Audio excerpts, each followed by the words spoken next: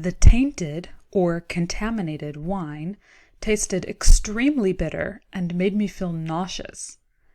Does tainted mean red, well-known, excellent, or spoiled? Taking a closer look at our sentence, we see that after the word tainted, there is a comma and a synonym provided, contaminated. Let's take a look at our choices and pick the one that best matches our definition. Well-known and excellent are both positive adjectives, and contaminated is a negative adjective, as we can see from the effect this wine had on the drinker.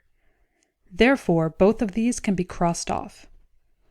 Red can be crossed off as well, as our sentence tells us nothing about the color of the wine. We are left with spoiled, which fits in perfectly with our sentence, as spoiled wine will indeed make a drinker feel nauseous and it will taste extremely bitter.